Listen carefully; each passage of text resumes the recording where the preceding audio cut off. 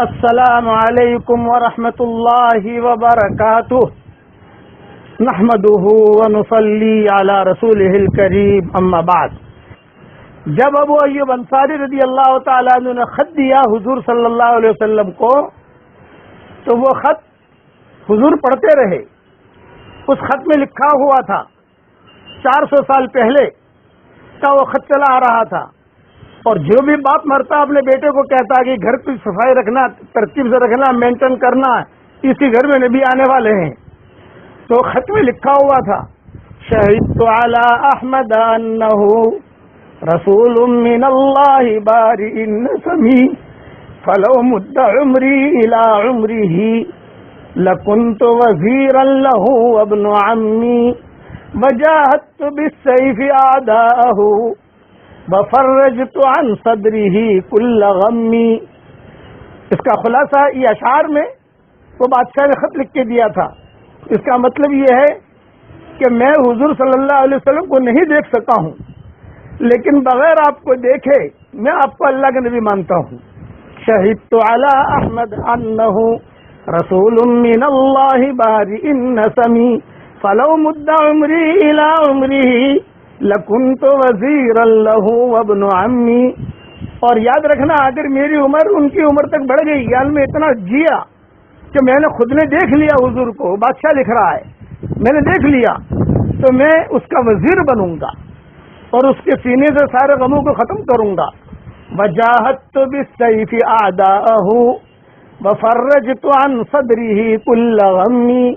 اور اپنی تلوار سے جو بھی اس سے دشمنی کرے گا میں اس کا مقابلہ کروں گا، اور اس کے سینے میں سے جتنے غموم ہے اس کو نکالنے کی میں فکر کروں گا۔ یہ بادشاہ نے لکھا تھا۔ قوم تبا کا قصہ، قوم تبا کا تذکرہ قرآن میں آتا ہے، اوم خیر ام قوم تبا۔ وہ قصہ یہ ہوا کہ یمن سے ایک بادشاہ بہت بڑی جماعت کو لے کے نکلا۔ یہودیوں نے کہا تھا، نصارہ نے کہا تھا، ان کے بس لکھی ہوئی تھی کہ نبی آخر الزمان آنے والے ہیں۔ چلتا چلتا مکہ پہنچا، مکہ پہنچ کے پھر مدینہ منورہ آیا۔ تو مدینہ منورہ چھوٹی سی بستی تھی، کوئی زیادہ ریل پیل نہیں۔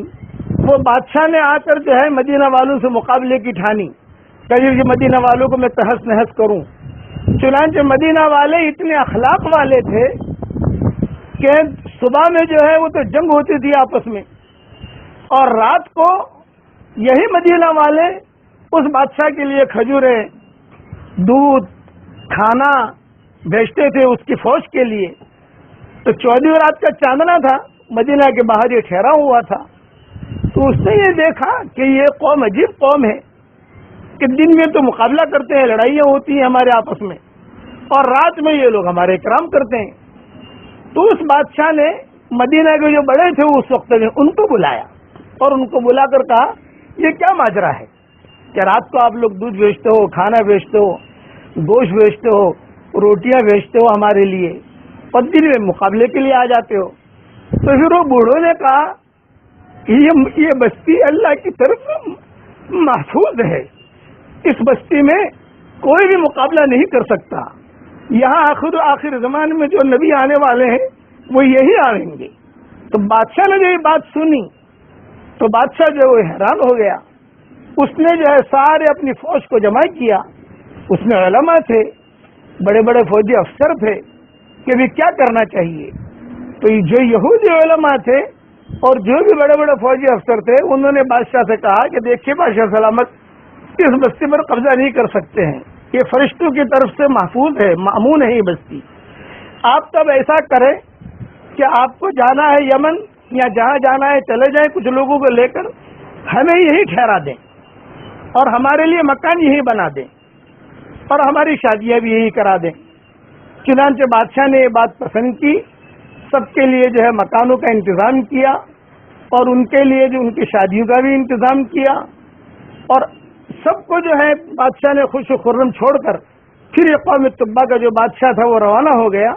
لیکن ابو ایوب انصاری کا جو مکان تھا وہ علماء میں سب سے بڑے عالم تھے، ان کے اوپر والے جو ہے وہ ایک مکان ذرا اچھا بنا دیا بادشاہ نے، اور بادشاہ نے اچھا بنا کر یہ کہہ دیا، یہ خط لکھ دیا جو میں نے اشعار پڑھے ہیں کہ بھئی دیکھو میں تو جا رہا ہوں، جب بھی آخری نبی آویں اور جو بھی نسل در نسل 400 سال پہلے اللہ انتظام کر رہا ہے حضور صلی اللہ علیہ وسلم کے ٹھہرنے کا، تو نسل در نسل یہ خط چلا رہا تھا۔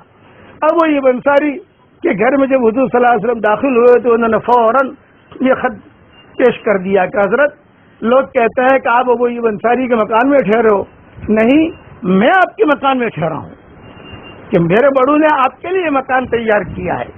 تو آپ صلی اللہ علیہ وسلم کو یہ بہت تعجب ہوا۔ یہ سارا قصہ تاریخ کی کتابوں میں لکھا ہے، وہاں دیکھ لیجئے گا، بقیہ تفصیل انشاءاللہ کل۔ اللہ تعالی حضور صلی اللہ علیہ وسلم کی حقیقی محبت ہمیں عطا فرمائے۔ اب میں جو پڑھا رہا ہوں پڑھ لیجئے۔ اللہم صلی علی سیدنا محمد وعلی آل سیدنا محمد ما دامت السماوات والارض ومن فیہن وما فیہن۔ اس کا ترجمہ یہ ہے کہ اللہ تیرے نبی پر رحمتیں بھیج جب تک آسمان اور زمین باقی رہے، اور اس کے درمیان کی چیزیں باقی رہیں، جب تک جنت جہنم باقی رہے، اس وقت تک تیرے نبی پر رحمتیں بھیج۔ یا رب صلی وسلم دائما ابدا علی حبیبک خیر الخلق کلہم۔ باقی تفصیل انشاءاللہ کل پوری کروں گا۔ وآخر دعوانا ان الحمد للہ رب العالمین۔